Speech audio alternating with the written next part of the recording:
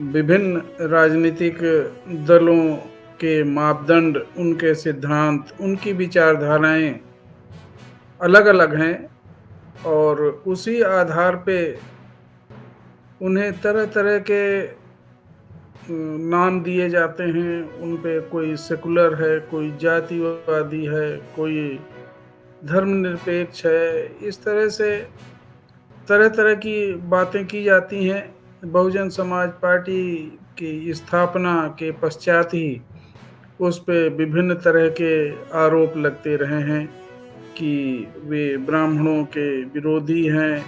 Bahujan Samaj party जातिवादी party है, जाति को बढ़ावा देती है, जाति की बात करती है।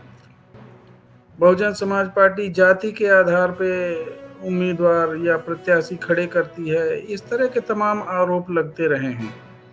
जबकि वास्तव में इस भारत में जो भी राजनीतिक दल बने हैं, वो मनुवादी या ब्राह्मणवादी या जाति के आधार पे बने हैं। उन्होंने आज़ादी के बाद से ही जाति व्यवस्था के आधार पर अपने कैंडिडेट तय किए हैं। इसी आधार पे उन्होंने अपने घोषणा पत्र तैयार किए हैं। इसी आधार पे वो चुनाव लड़ते रहे हैं। बहुजन समाज पार्टी इन शूद्र समाज में 6,743 जातियों में बांटे गए समाज को एकजुट करने के लिए बहुजन समाज पार्टी का यह मूवमेंट बना था, यह मिशन था। इस आधार पे यह संगठन बना था कि जातियों में बिखरे गए लोगों को एकत्र कर और उन्हें उनका हक, उन्हें उनके प्रतिनिधित्व दिलाया जाए।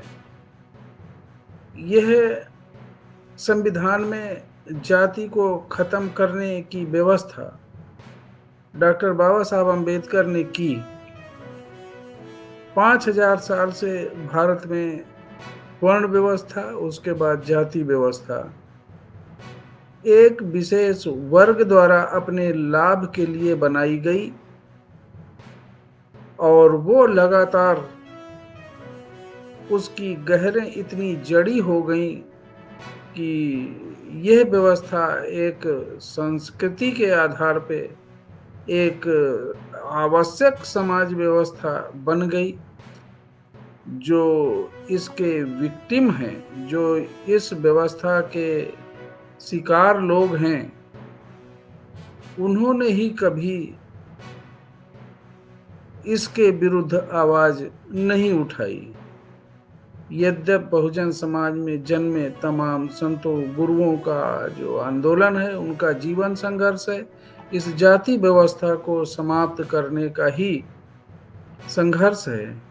इसी आधार पे बाबा साहब ने पूरा जीवन इस जाति व्यवस्था को जड़ से उखाड़ फेंकने का प्रयास किया। आंदोलन रत रहे वो, और भारतीय संविधान में जब उन्हें भारतीय संविधान को लिखने का मौका मिला तो उन्होंने जाति व्यवस्था को समाप्त करने का ही पूरा प्रबंध संविधान में किया। उसके बाद बाबा साहब के न रहने के बाद जो एक वैकुंठ पैदा हुआ, फिर यह जाति व्यवस्था लगातार घर करती गई। संविधान के माध्यम से भी कोई फर्क नहीं पड़ा जाति को खत्म करने का, क्योंकि संविधान को चलाने वाले वही लोग हुए जो इस व्यवस्था को बनाए रखना चाहते हैं। इस व्यवस्था को वो लोग क्यों बनाए रखना चाहते हैं, उसका कारण यह है कि इस विभाजन से उन्हें राजनीतिक, आर्थिक, सामाजिक, सांस्कृतिक सभी तरह का फायदा है। वो सवर्ण या ब्राह्मणवादी लोग बेनिफिशियरी ऑफ द सिस्टम, इस सामाजिक व्यवस्था के बेनिफिशियरी हैं, लाभ हितग्राही वर्ग है। और जो इसका विक्टिम है, जो विक्टिम ऑफ द सिस्टम है, इस व्यवस्था के शिकार लोग हैं, उनके लोगों ने तो आंदोलन किया, संवैधानिक अधिकार पाने के लिए लगातार संघर्षरत रहे और वो ब्राह्मणवाद को पानी पी पी के गाली देते रहे, लेकिन यह जातिवाद उसी तरह से बढ़ता रहा जिस तरह से एक दूब घास को ऊपर से जितना काटो उतना ही फैलती है। इसकी जड़ों पे प्रहार नहीं हुआ। मूल कारण इसका लोगों ने नहीं समझा जो इसके शिकार हैं, और ज्यों-ज्यों दवा की त्यों-त्यों मर्ज बढ़ता गया, क्योंकि इसके मूल कारण को विक्टिम ऑफ द सिस्टम ने नहीं पकड़ा। इसका मूल कारण भारत में हिंदू धर्म, उसके वेद, उसकी धर्म पुस्तकें, उनके धार्मिक गुरु, उनके मठ, मंदिर, दीवाले हैं। वहां प्रहार न करके, उसे न छोड़कर लोग ब्राह्मणवाद को गाली देते रहे। तो वो लोग जो बेनिफिशियरी ऑफ द सिस्टम है, वो कभी नहीं चाहेंगे कि ये व्यवस्था खत्म हो। इसी व्यवस्था के विरुद्ध डॉक्टर बाबा साहब ने पूरा संघर्ष किया, संविधान में इसकी व्यवस्था की, मगर संविधान को पालन करने वाले लोग, वो बेनिफिशियरी ऑफ द सिस्टम, उस व्यवस्था के पोषक लोग ही रहे, चाहे वो सवर्ण समाज के हों, चाहे बहुजन समाज में से ही चमचे और दलाल, जिन्होंने इस व्यवस्था का पोषण किया, पोषक रहे इस व्यवस्था के। बहुजन समाज पार्टी इस जातिवाद व्यवस्था को खत्म करने का आंदोलन बना। उसने पूरी कोशिश की और वो अपने प्रयास में सफल भी रही। जाति व्यवस्था इस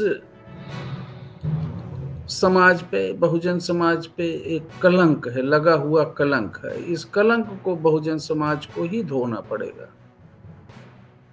इसलिए मानवर काशीराम साहब ने जाति उन्मूलन का प्रयास करते हुए एक जाति विहीन समाज की कल्पना की, समता मूलक समाज की स्थापना की कल्पना की, और वो इस प्रयास में लगातार लगे रहे। आज बहुजन समाज पार्टी, जो एक समाज में विषमताकारी समाज व्यवस्था है, जो गैर बराबरी की व्यवस्था है, शोषण की व्यवस्था है, अन्याय अत्याचार की व्यवस्था है, उसे समाप्त कर समाज में समता मूलक समाज की स्थापना करना चाहती है। ये उसका लक्ष्य है। और मानवर काशीराम साहब का मानना था कि ये जाति व्यवस्था तो समाप्त नहीं हो पा रही है जब तक सत्ता पर इस बहुजन समाज का नियंत्रण नहीं हो पाता, तब तक यह समाज व्यवस्था बनी रहेगी। बाबा साहब ने 1932 में राउंड टेबल कॉन्फ्रेंस के माध्यम से ब्रिटिश सरकार द्वारा जो कम्युनल अवार्ड के माध्यम से पृथक निर्वाचन का अधिकार प्राप्त किया था, यदि वो अधिकार बना रहता तो बहुजनों पे सवर्णों का आधिपत्य धीरे धीरे समाप्त हो जाता और ये जाति व्यवस्था समाप्त हो जाती। इस मूल मंत्र को ये पुनः पाठ करना पड़ा मजबूरी में, और ये अधिकार चला गया। तो इस मूल मंत्र को ध्यान में रखते हुए मानवर काशीराम साहब ने जाति को तब तक प्रयोग करने का संकल्प लिया जब तक पूर्ण रूप से जाति व्यवस्था समाप्त नहीं हो जाती। तो बहुजन समाज पार्टी जाति का प्रयोग, चूंकि सवर्ण दलों ने अपने हित में सत्ता प्राप्ति के लिए जातियों का उपयोग किया, तो बहुजन समाज पार्टी भी इसी तर्ज पे समाज में जातियों को खत्म करने के लिए, एकजुट करने के लिए, और यह जातियों को एक जगह इकट्ठा करके राजनीतिक प्रभुता प्राप्त करने के प्रयास में है। बहुजन समाज पार्टी कभी भी जातिवादी या एक जाति की पार्टी नहीं रही।